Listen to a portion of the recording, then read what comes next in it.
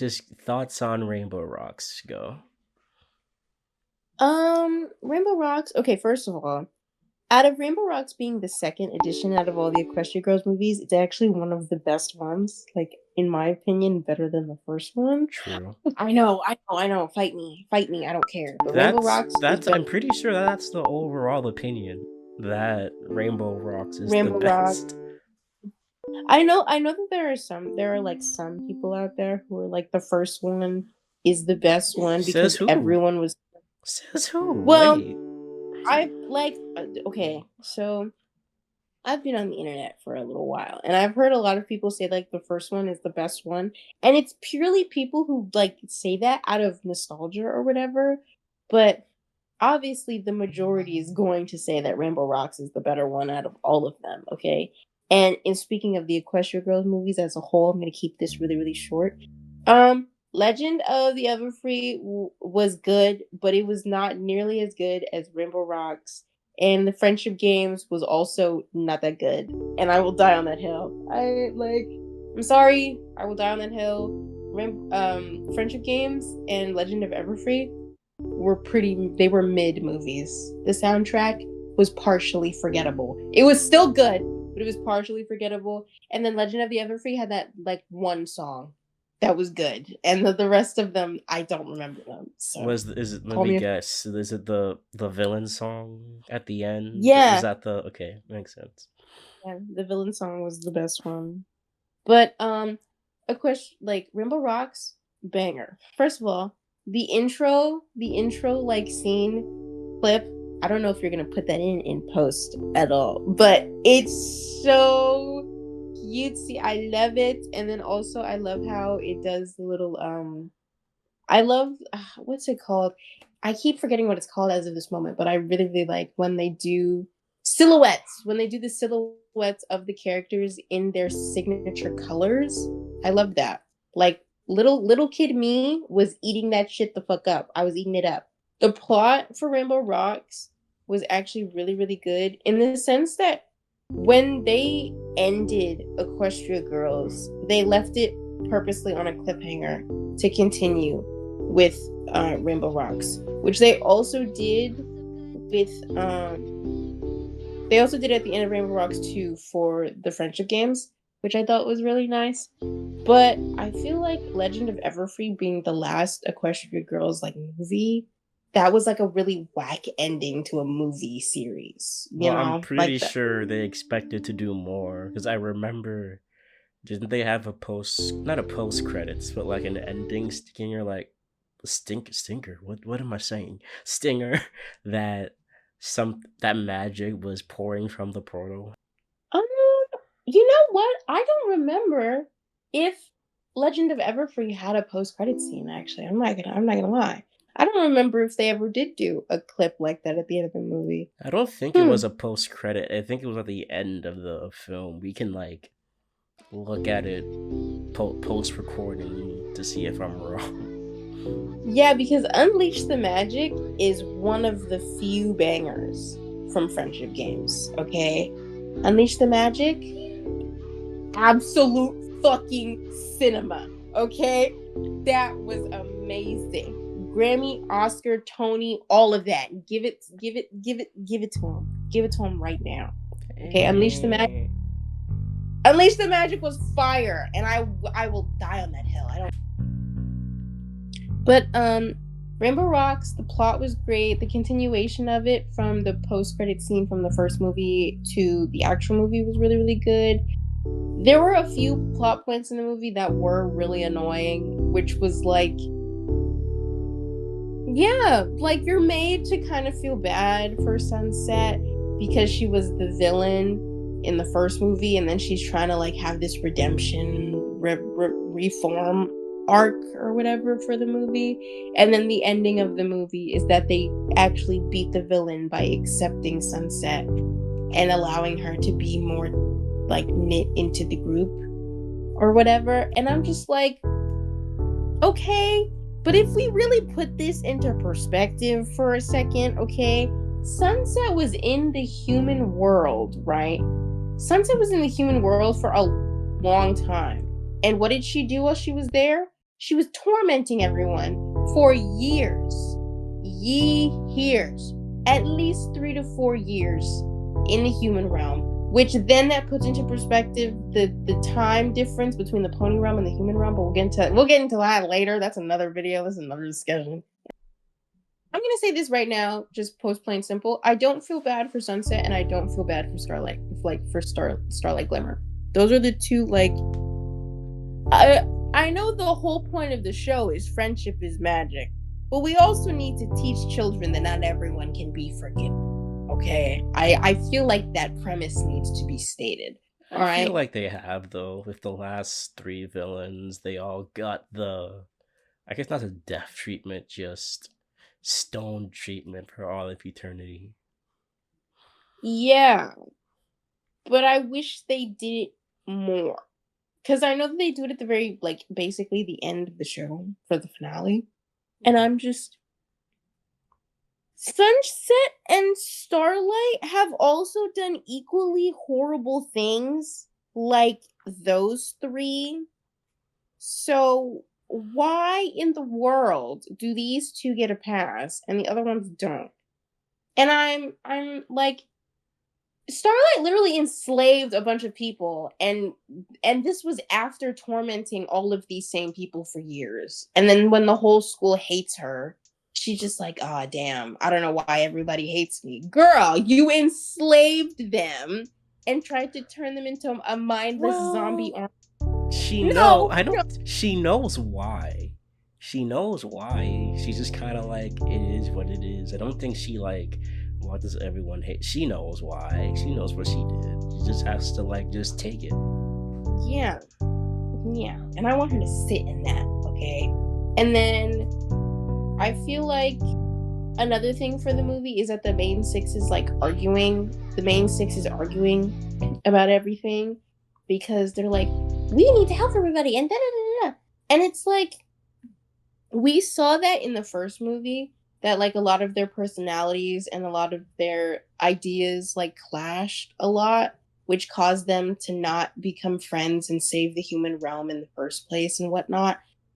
But they got over that and they worked through it, and then they just repeat it in the second movie. And I know that they're basically new friends again, which is why it's not entirely annoying, but it still a little is. Because there's certain things that they discussed in the first movie that they went through that they kind of worked out, and then they just relapse and do it again in the second movie instead of having a new issue between the friend groups for them to work on.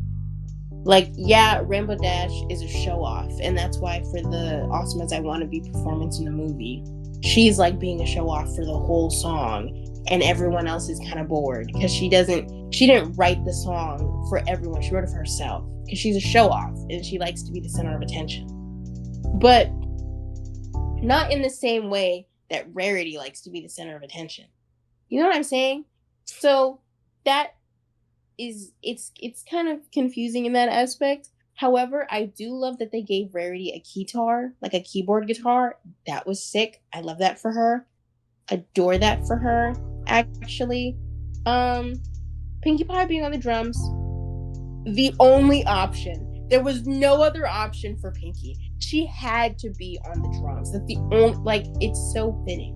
It's so fitting. And then Applejack on the bass is also fitting because she's kind of like chill and she's there and she's supportive and we rock with AJ. Applejack, RD being on lead guitar because it's Rainbow Dash and we just discussed how she likes to like be a show off. And some people think that lead guitarists are show offs. So yeah, I get it. Twilight being on vocals is the only thing that like raised a couple brows for me, because I get it, she's the main character, but also like Twilight is a bookworm, and her whole thing was that she did not like being the center of attention and she didn't like a lot of people talking to her. So making her the lead singer, and then she was stressing out too because she was like, guys, I don't know how to write songs. I don't know how to write a spell to save everybody. I don't know what I'm doing. Y'all are stressing me out. She was stressed out, and she was losing her boyfriend because of Battle in the Bands, and that was crazy. I also want to keep in mind that Flash was like found out that his boo thing was a horse in another dimension. He was like, you know what, that's cool. I'm okay with that. Bro was so down with dating a horse. It's kind of funny. Oh my goodness, it was hilarious. Okay. And then Fluttershy with a tambourine. Cutest decision ever. It's so cute. I love it. It's fitting because the tambourine is subtle, but it's also important for rhythm. It's cute. It's cute. I can't be mad at anything they do for Fluttershy because it's Fluttershy and she's great. Best pony. Argue with the wall. Don't care. But Rainbow Dash, for like awesome as I want to be, first of all, I can't be too mad because the song is a banger. It is a bop. Like, it's a good song. Like, Rainbow Dash did her little one too. But also, I feel like that song being one of the major turning points in the movie to where the band starts to turn on each other, kind of, and that's when the like feud internally starts with all of them again, is just really, especially considering how the intro song to the movie for the actual scenes of the movie and not the intro credits, it's like Better Than Ever is the song that they play. And their magic pops up and they're like, we're all better than ever. Like, this is great. We're all doing so good. And the fucking Dazzling show up and fuck it all up. It's kind of crazy. But yeah, I feel like Rainbow Dash she's a character. One. Like, we've been over, like, she's cocky, she's a little full of herself sometimes, and it's just because she's skilled and she's talented. But I also feel the need to mention that, like, that's her downfall, is her big fat ass mouth, because she just says she can do stuff, and she says she's the best at everything, but then her frustration when she's not good at something, or when she's not the best at something, becomes her downfall, because then she starts either pointing it out at other people who are better than her, or she wallows in like a self-pity party, and then it causes her to fuck up more, and the pity party gets worse, and then it's like a snowball effect. And in the context of Rebel Rocks, it's a snowball effect. They play her song because she thinks her song is going to be the spell to help everybody, but the whole song is really just about her. It's not about music. It's not about everyone else. It's about her and how she's 20% cooler than everybody. So, which, rock on, 20% cooler. Like, there are a lot of TV shows currently that are like marketed towards kids that are problem solving and whatnot, but you can't really like psychoanalyze the characters because they don't have deeper personalities or deeper moments beyond either like comedic relief or like the frenemy, or they're like, they don't have much depth beyond their labels or their set pieces. Whereas I think with My Little Pony especially, each of the characters have their own building blocks and building points beyond their labels. Like, beyond Rarity being the fashionable, pretty, high fashion, kind of like uppity one out of all of them, she comes from a small town, she owns and runs her own independent business, and she wants to be a businesswoman and expand and all sorts of things. And it's like, things like that in terms of characters for a children's show is very good, even while they're not like expanded upon all of the time, or they're not completely explored often. It's good to have more to a character than just the labels. Like, and that's why at first I didn't really lean towards Fluttershy out of a lot of the characters. It's because shyness felt like a lot of her character, not only because it's in her name, but that's because that's what most of her episodes are centered around, is her getting over her shy and timid nature. which, to be honest, I feel like in the context of My Little Pony, it's fine. And it's only because it goes to show that you can have the same problem consistently and you can battle the same thing over and over and over again. Because sometimes you get really stuck with certain habits and certain things. And Fluttershy also does learn other lessons outside of being shy. Like she learns there's a specific episode where I think it's like it has something to do with Fluttershy and the Ponytones or something like along those lines. And in that episode, Big Mac loses his voice, so then Fluttershy uses the poison joke to have the deep voice to sing for him behind the curtain because they have jobs lined up. And in that whole episode, Fluttershy loves to sing. Like she adores singing. And it's one of her hobbies and pastimes, and she does it with the animals, no problem, but she gets really bad stage fright, so she doesn't do it in front of other people. However, she goes a little overboard to where even after Big Mac gets his voice back, she keeps singing behind the curtain because she loves to do it. She loves to sing she loves singing, but she can't bring herself to be the face of it. So then she has to sort of learn the lesson that, like, you can enjoy something as a hobby, but if stage fright is one of the things that keeps you from doing it professionally or as something that you do to make money, it's okay to just keep it as a hobby sort of thing, you know? And that sort of thing is really, really cool. I also like a big thing that I like from that episode, especially, is when Big Mac says little to fucking nothing, but then Applejack just is like, poison joke, yep, now Sakura remedy, yep. And then little Philly was living her little dreams off, singing out behind the end of the spotlight. Yep. So yeah, like I love Big Mac. I love him. That's so off topic, but like I love him so much. But in terms of like psychoanalyze, first of all, I'm psychoanalyzing fucking ponies. These are horses, bro. Hey, Even though they're not. people make a living off of you and that. You know how many MLP channels there were, especially Oh back yeah, when the show was still running. People made money. I was watching those My Little Pony analyst videos. Okay, oh god, what was his name? One of them was something Fox.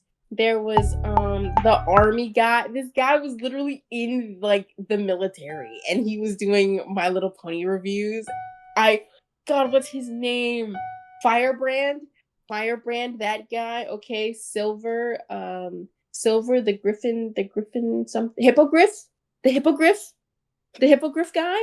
That's another one. Okay, I have screenshots of all these guys. So if you do actually keep this in post, I can just show you the channels that I'm talking about. But yeah, I watched a lot of like analysis My Little Pony videos when I was a kid. Like when I was like 7 years old, I would watch them on YouTube. And it was just because when I was younger, I liked hearing what other people had to say about this show that I really, really liked. And for some reason, as a kid, I was a kid watching My Little Pony, but other kids my age told me it was a baby show and I shouldn't be talking about it, which was really weird because we were the target demographic. Like, girl, we're fucking 8 years old. What the fuck do you mean I can't watch My Little Pony? What are you talking about? We're 8 years old. What do you mean? And then she was like, no, you should be on Musically. Shut up. I forgot. My Little Pony.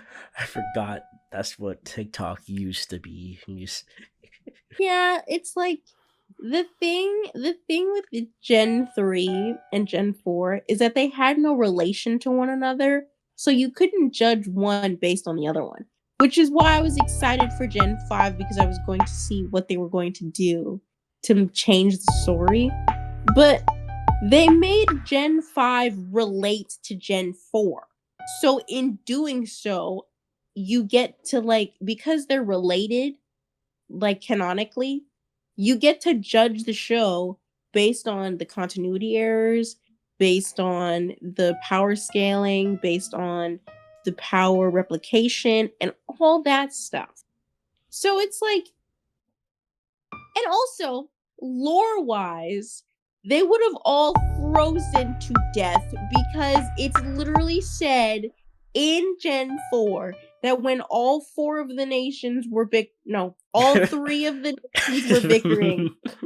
I'm sorry. We recently watched Avatar, okay? long the four nations lived together in harmony, and everything changed And until the Pegasi attack. Long ago, only the only the Alicorn, master of all pony races, can stop them. But when the world needed them most, they they vanished. vanished. 100 years passed, and my friends and I have found the new Alicorn, a named Sunny. Whoa, And whoa, although whoa! I'm heavily against the redemption or like I know I've said it already, but like the redemption arcs for Sunset and Starlight Glimmer, because first of all, enslavement. Okay, I feel like we don't talk about this enough. Maybe it's because I'm a black woman, okay, that I feel so strongly about this, but it's like enslavement. Both of them enslaved people. But yeah, I don't like the addition of Starlight and Sunset. Human realm Twilight Sparkle gets on my everlast fucking nerves, and I can't stand her. Oh, Just continue. yeah, she just makes me so mad. In the okay. Also, Human Flash, he starts to get annoying after the friendship games because he's like, that's my Twilight, but it's not my Twilight. And I'm just like, bro, she goes to a totally different school, or she did. Like, she went to a totally different school, and she may look like your pony girlfriend, but that's not your pony girlfriend. Okay, like your girlfriend took Horse Girl to a whole new level, and I need you to accept that. Okay, like calm down. And that like Legend of Everfree, him getting jealous shit was so annoying. It was so irritating. And then introducing Twilight to a new love interest in that movie, only to never expand on that because it was the last Well, movie, I know they was made a really bunch of shorts, and that kind of expanded on a couple of things after Everfree. yeah, they made shorts, and they did like a short form series And thing with a the Equestria couple of girls. specials, about around 40 And minutes for them, but never an outright sequel movie. Okay, I will say, for me personally, I did enjoy watching Don't Murder Me. So I enjoyed Sunset Shimmer and Starlight post redemption, honestly. But that's just me, though. I enjoy them. Thank you guys for hearing us yap, mostly Moki, because they know more about this stuff than I do, honestly. And oh yeah. if this video does well, I may do this again with some other people. I talk about some like other bands, TV, movies, of the covers I mix. Who knows? But yeah, thanks for stopping by, and I'll see you guys later, I guess. Bye. Bye.